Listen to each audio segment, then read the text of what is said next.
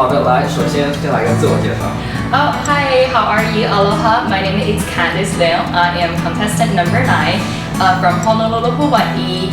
I am currently studying at Columbia University. I am currently studying at Columbia University in New York City. And I'm very grateful for this opportunity to be here with you guys and embracing this journey and embarking on this journey to make a difference. I see. And what do you study at Columbia University?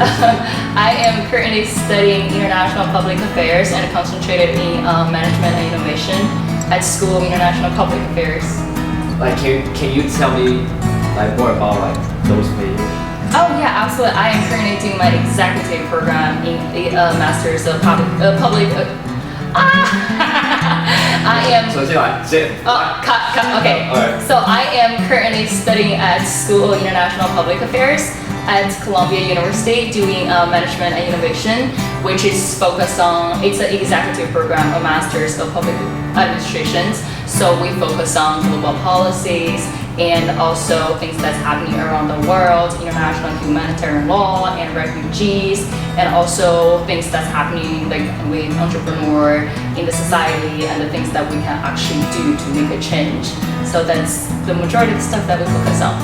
I see. And what kind of career that you're looking for after graduating from the university? After graduating from Columbia University, I would really want to utilize my background in both the international public affairs and also psychology and business to understand the reasons behind decision makings for leaders globally, and also actually want to do something with public policy to truly make that positive impact and do something that's good for people. Yeah. And what are the good things that you think you can contribute to the people in the world? The things that I can contribute with my expertise in not only business and also psychology, now understanding global policy in a bigger context and the platform with international public affairs. I do believe I would be able to understand human behaviors a little bit more and make some positive influence with public policy that would be actually beneficial and profitable for majority of the people in the world. And also the things that I want to do, I also want to get into a negotiation and mediation area and to make the world a better place. And how do you think through those methods, how do you think that you're going to make the world a better place? Give me an example. Give you an example. So I started my own practice, like a service, where I provide a platform for more people to be heard, because I do believe mental health is such an important issue, and also that we should all care about, because depression comes in different forms and we all have different feelings. But growing up, majority of people, they were not taught how to embrace your vulnerabilities and to just be you and allow yourself to feel what you need to feel and how you need to feel. So that's why I started this platform to provide a safe place for people to feel heard, understood, giving that support to be the beacon of hope for them to feel better about themselves and to be able to lift them up. Okay. Yes. And then we know the name of the platform, where people can find the platform.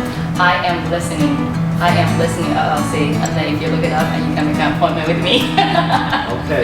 So I guess that's advertisement. Thank you so much. This is not planned, but thank you so much. I appreciate you guys. No problem. And because nowadays, the mental health, as you mentioned, is getting more serious, and more people are having those kind of diseases. Right. But the problem is that they feel vulnerable and they are afraid to speak up. Right. And can you give us some advice? Yes, absolutely. This is also one of the reasons why I want to be here on this pageant, hoping that I can use this platform to make an even bigger impact and to the on the world, and also to the causes that's close to my heart, say promoting education and also mental health that we have been talking about. One thing that I want to say is to let and allow yourself to feel whatever you need to feel, and then embrace those emotions and feelings, and give yourself enough time to process all your emotions and feelings. That's one of the most important things. And also remember to be gentle. Be gentle with yourself, be kind to yourself, and remember to give yourself a hug and always believe in yourself and everything's gonna be okay. And also, it's okay not to be okay sometimes. So yeah, it's self-love and self-care. And I want to use this platform to promote that and give people more idea how to love yourself, how to accept yourself. And I think this is a beautiful journey that I'm embarking on. Wow, that's really cool answer. That's yeah, I totally agree with you. And what is one of the biggest hardship that you have ever faced, and how did you deal with it? Can you give us an example? Yes, I have been through a lot of hardships and difficult times in life, and I've made a lot of interesting life decisions as well. But the most recent one that I can talk about, it's something that happened to me last year. It was rather tough year for me, but even though I believe life is tough, but we can always be tougher, but it was really hard for me because for the longest time, I've always wanted to live in New York City. Last year I got in both Harvard University and Columbia University. Of course, people would say like, go to Harvard, it's Harvard because of the reputation and all that. But I've always wanted to live in New York City, and then for the first time in my life, I was like, I want to do something for me that makes me happy instead of trying to impress other people. And fortunately, I have very open-minded parents who supported my decisions. And ever since I moved to New York City last year, pretty much a couple months in, and I broke my foot. And also, I'm still healing from the broken bone and doing physical therapy to be able to be like successful, on the stage, so I can actually carry more responsibility to do something. But not long after I broke my foot, my paternal grandmother passed away, who also raised me. She's the most beautiful and the kindest person on earth. She has the biggest heart. She's like the doctor who gives out free services in the communities, and she's like the queen of the village, of the city. During Chinese New Year, people would come visit you and go to you, and then people would come to visit her from like 3 in the morning until like 5 in the afternoon. That's how respected she, and everyone respects her, loves her so much, and she reads in other people's lives. And I feel like I am who I am also because of, and the hardest thing was because I broke my foot, and during the pandemic, and I didn't get to see her for 3 years. And then for a while, I feel like I was like the street animal, and I wasn't sure what I was doing with my life. And it was like a really dark moment for me because I feel like for all the things that I have been trying to do, trying to help people, but I couldn't even be there for the most important person in my life. And I questioned myself, my life decisions, and everything that I have been doing. But no, it's okay. It's okay. But also one thing that I have learned is I give myself enough time to process everything and just to be sad until one day, and I had a dream about my grandma. Like that's the 7th day after she passed away, and she was holding me like when I was a little, when we were moving around. Because we moved around a lot, and especially the day before we had to travel, I never was able to sleep, and I would just sneak into my grandma's room, and then I can immediately pass out. That's also one of the things that I feel extremely grateful for, because I didn't realize it's not that normal to live with your grandma, like having 3 generations in one house in the same roof. But she taught me how to do my own laundry, how to cook since the age of 5, 6. Wow. And she helped me mature so much earlier. And she taught me the importance of having a kind heart and to make people feel cared for and loved. And there's so much beauty in treating others the way how they want to be treated, and just be yourself and just spread your love. And to make the world a better place. I think she did that. And ever since then, in my dream, she passed away in my arms while I was holding her. I woke up, like cried for about 2 hours. But ever since then, I just feel like she's within me. And I'm still carrying, she never left. I'm still carrying her legacy. She's there for me. I know she's watching over me. I hope she's proud. And this is everything. That's also one of the reasons why I'm still doing everything that I'm doing, hoping that I can make this positive impact on the world and hoping that I can help more people in my life. And that's for that long period of time. And also, like, I went to ER for many times last year. I didn't even get sick before. It was very dark and difficult. Difficult time, with the breakups and the changing and moving and changing the jobs and the quitting and starting new school, the new semester, meeting new people, breaking your foot, and then losing the most important person in your life. But I'm very fortunate that I have people who care about me so much and love me very much. A strong supportive system from Columbia University, from my cohort, my parents, my friends, and also my grandma who's watching over me right now. And that's how I got over it, overcame that hardship, and then here I am, hoping that I can help more people to get over their difficult times.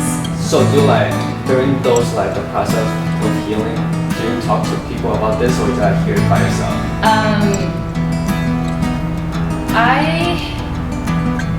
I'm also working on, and I'm learning how to receive help.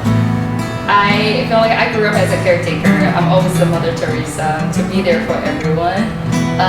But I am now learning how to accept help from other people, that I can talk to my friends as well when they want to be there for me, and I am loved and I am worthy of being loved. Yes. Sometimes it is harder to ask for help than receiving. Yes. I mean to give it out. Yes. Especially to the people around you. Right. It's so hard. Right. It's so much harder. And I think also subconsciously speaking, it's not only because the things that happened to us during childhood, but also it's part of us feeling like we're not worth it. And we don't know how to ask for help, and also part of us feels like there are so many other thoughts. Yeah, it's like we're afraid of rejections. But nowadays I'm learning how to take rejections on an easier route. It's like rejections can be a redirection to the right direction. It would be good for you too. So it's okay. If you're going to say no, I'll just ask someone else. Yes. Yeah. And do you think that so far you have been in this competition? Do you think that beauty is the only standard? Again, also another reason why I'm doing this pageant, because I do feel like we all have the different standards of beauty. Yes. And I'm here to challenge that system, and I want to redefine beauty. Beauty comes in different forms and different sizes. It's not just fitting in this one category or criteria. Just purely. Yeah, exactly. Because to me, I feel like appearance catches your eyes, for personality catches your heart. Yeah. It's about your heart, your mind. It's the whole package. What you can actually do, how you make people feel in your life. Not just about your face, your look. Physical health is important, but mental health is also important. Yeah, it's everything. Yes, before, when people talk about mental health, they just don't ask for help. Right. So the things got worse, and nobody knows. Yeah. Right. But right now, just people like you, are setting out examples, to speaking up, vulnerability, the one that you mentioned. And here's another question. Okay. When someone feels vulnerable, what do you think they can do in order to speak up for themselves? when someone feels vulnerable, the things that they can do first to acknowledge those feelings and accept those feelings and embrace those feelings.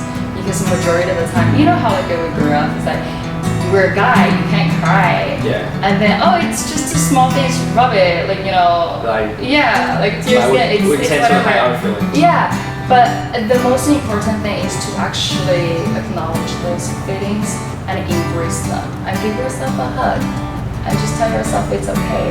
And then we can find a way that's tailored to whatever works the best for you to be able to overcome those vulnerabilities, like either things that makes you happy, talking to someone, or even talking to a therapy, or just being in the sunshine, enjoying the nature, or read a book, listening to music, whatever works for you. But the most important and first step is to acknowledge that feelings and accept it. Yeah, importance of self-acceptance. It's a very hard thing to do. Yeah. Yeah. And I'm working on it too. It's like, well, everything is like doing intentional practice. Yes. Nothing comes like overnight. Yeah, exactly. Yeah. Just like the passion, we have to continue practice, and then we can be better at it. I see. Well, is it different like from between before you sign up and after you're actually in the process? For the pageant, yeah. I feel like this journey, I am so beyond grateful for this pageant and for this opportunity, because it brought me like different perspectives, not only just to life but also about myself. It's like a self-discovery journey for personal growth and practicing, like refining my public speaking skills and interviewing skills.